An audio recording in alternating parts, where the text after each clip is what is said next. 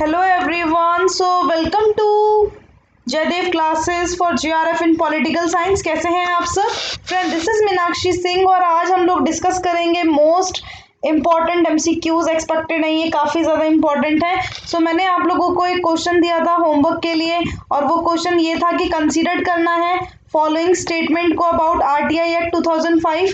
तो act stand to the whole of India except the state of Jammu and Kashmir. Definition of information does not include private bodies which perform public service or which receive fund or concession from the government. Reason for seeking information are required to be given.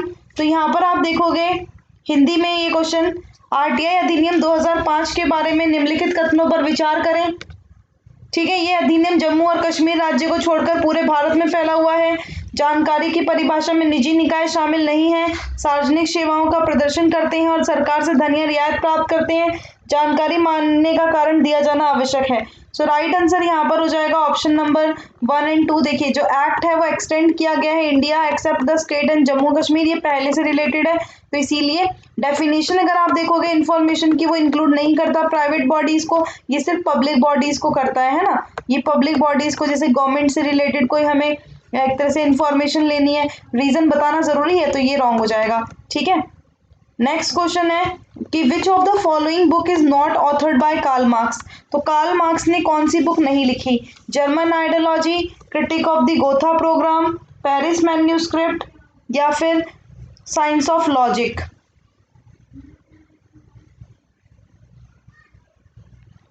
तो यहाँ पर right answer हो जाएगा आपका option number D, science of logic. ठीक है, science of logic किसका है आप सभी को पता ही होगा।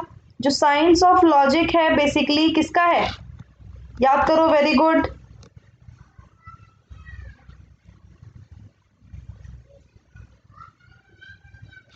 साइंस ऑफ लॉजिक है आपका हीगल का, है ना। साइंस ऑफ लॉजिक अगर आप देखोगे हीगल, है ना। साइंस ऑफ लॉजिक किसका है? हीगल का है, तो ये ध्यान रखना। नेक्स्ट है RTI act came into force on, कब ये लागू हुआ था? 12 अक्टूबर 2005 में, 15 अगस्त 2005, 15 जून 2005, 1 नवंबर 2005। सो राइट आंसर इज 12 अक्टूबर 2005 में ये लागू हुआ था। उसके बाद अगर आप देखो तो विच of the following is not come under the definition of information under RTI act 2005। निम्नलिखित में से कौन आरटीआई अधिनियम 2005 के तहत सूचना की परिभाषा में नहीं आता? लॉग बुक्स हो गई, फाइल नोटिंग्स हो गए, data material held in any electronic form या सर्कुलर्स। तो यहाँ पर राइट आंसर हो जाएगा आपका फाइल नोटिंग्स। अब देखो फाइल नोटिंग्स जो होती है ना, बेसिकली फाइल नोटिंग्स क्या होती हैं? फाइल नोटिंग्स जो होती हैं, फाइल नोटिंग्स ना आपकी बेसिकली ये क्या होती हैं, ये ना यूजुअली एक हार्ड रिटन ऑब्जर्वेशन होती है ब्यूरोक्रेट्स की। ठीक है, जैसे कि फाइल नोटिंग्स क्या होती है, इंडिकेट करती है प्रोसेस को, गवर्नमेंट के प्रोसेस को इंडिकेट करती हैं। ये हार्ड रिटन ऑब्जर्वेशंस होती हैं। ठीक है, ये ध्यान रखना। तो फाइल नोटिंग्स आपकी नहीं आती डेफिनेशन में।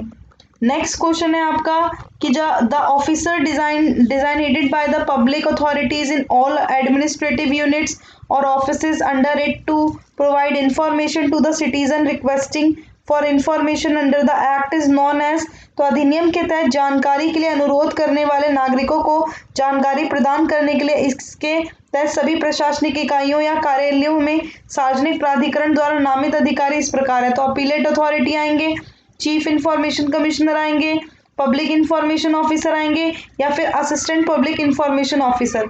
यानी देखो मान लो कोई जो ऑफिसर होते हैं, है ना, जो ऑफिसर होते हैं, तो हमें अगर इंफॉर्मेशन लेनी है तो अधिनियम के तहत जानकारी के लिए जो अनुरोध हम जिनसे करेंगे तो वो कौन होगा, तो वो कौन नामित अधिकारी होता है? तो right answer is option number C, public information officer बोलते हैं उनको। क्या बोलते हैं? पब्लिक इंफॉर्मेशन ऑफिसर, जिनसे हम अनुरोध करते हैं किसी भी इंफॉर्मेशन को लेने के लिए। उसके बाद नेक्स्ट क्वेश्चन है आपका कि what is a time limit to get the information under RTI act 2005। तो आरटीआई अधिनियम 2005 के तहत सूचना प्राप्त करने की समय सीमा क्या है? 15 दिन, 45 दिन, 60 दिन या 30 दिन? कौन सी टाइम लिमिट होगी, मतलब इतने दिन में हमें इंफॉर्मेशन मिली जाएगी? तो वो है 30 डेज। कितनी है 30 डेज। तो ये ध्यान रखना। तो टाइम लिमिट जो है इंफॉर्मेशन को लेने की अंडर आरटीआई एक्ट 2005 तो ये कितनी हो जाएगी 30 दिन हो जाएगी, ये ध्यान रखना। What is the time limit to get information concerning life and liberty of person? अगर मान लो कोई ऐसी इंफॉर्मेशन लेनी है, कोई ऐसी जानकारी लेनी है जो किसी की जीवन और स्वतंत्रता से संबंधित है, तो उसमें कितना टाइम, कितने आवर्स या कितने डेज लगते हैं। 48 आवर्स में आपको मिल जाएगी, 24 आवर्स में मिल जाएगी, 5 डेज में मिल जाएगी या 10 डेज का समय लगेगा। किसी व्यक्ति के जीवन और स्वतंत्रता से संबंधित जानकारी प्राप्त करने की समय सीमा क्या है, तो यहाँ पर वो हो जाएगी 48 आवर्स। ठीक है, तो आपको 48 घंटे लगेंगे अगर मान लो किसी की लाइफ एंड लिबर्टी से रिलेटेड है कोई इंफॉर्मेशन। तब अगर मान लो if the interest of third party are involved in information sought for the maximum time limit to get the information will be, यदि किसी तीसरे पक्ष के हितों के लिए मांगी गई जानकारी है तो जानकारी प्राप्त करने की अधिकतम समय सीमा क्या होगी। मतलब तीसरा पक्ष थर्ड पार्टी इन्वॉल्व है उसमें, उसी से रिलेटेड आप उसके ही थर्ड पार्टी के इंटरेस्ट में आप क्या कर रहे हो, इंफॉर्मेशन ले रहे हो, है ना। किसी तीसरे पक्ष के हितों के लिए कोई मांगी गई जानकारी जो है उसको प्राप्त करने की समय सीमा क्या होगी। राइट आंसर इज 40 दिन। कितनी होगी 40 डेज। 40 डेज अगर आप देखोगे थर्ड पार्टी अगर इन्वॉल्व है इन्फॉर्मेशन में तो मैक्सिमम टाइम लिमिट हो जाती है 40 डेज। नेक्स्ट है, किसने लिखा था कि over himself over his own body and mind the individual is sovereign. किसने लिखा अपने आप से, अपने शरीर और दिमाग से व्यक्ति स्वयं प्रभु है। तो जेएस मिल, महात्मा गांधी, जेरेमी बेंथम या Robert Nozick. So right answer is JS mill. Right answer क्या हो जाएगा, जॉन स्टुअर्ट मिल हो जाएगा, है ना। तो जॉन स्टुअर्ट मिल ने कहा था over himself over his own body and mind individual क्या होता है, सोवरेन होता है। उसके बाद देखो रजनी कोठारी की जो बुक है पॉलिटिक्स इन इंडिया वो रिटन की गई थी बेसिस ऑफ मैथोडोलॉजी ऑफ, किस मैथोडोलॉजी पर लिखी गई है, स्ट्रक्चरल फंक्शनलिज्म पर, नॉर्मेटिव थ्योरी पर, मार्क्सिज्म पर या यूटिलिटरिज्म पर। तो ये बताना है। रजनी कोठारी की जो बुक है पॉलिटिक्स इन इंडिया वो किस कार्यप्रणाली पर लिखी गई है, संरचनात्मक कार्यात्मकता पर, सामान्य सिद्धांत पर, मार्क्सवाद पर या उपयोगितावाद पर। So right answer is structural functionalism. तो रजनी कोठारी की जो बुक है पॉलिटिक्स इन इंडिया वो किस मैथोडोलॉजी पर लिखी गई है, स्ट्रक्चरल फंक्शनलिज्म पर लिखी गई है। नेक्स्ट क्वेश्चन है कि who is the first modern political thinker who deliberately ignore Aristotle. तो पहले आधुनिक राजनीतिक विचारक कौन हैं जो जानबूझकर अरस्तु की उपेक्षा करते हैं। तो मैकियावेली, बॉदिन, हॉब्स या लॉक।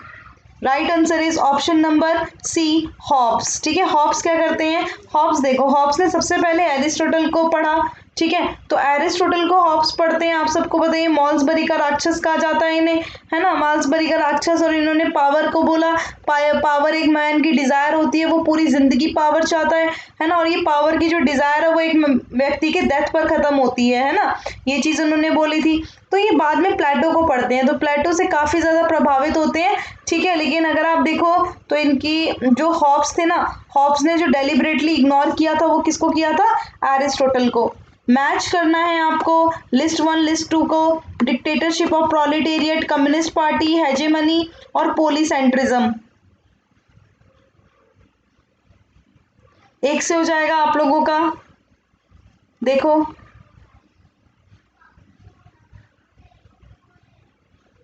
हिंदी दिखा देती हूं मैं आप लोगों को।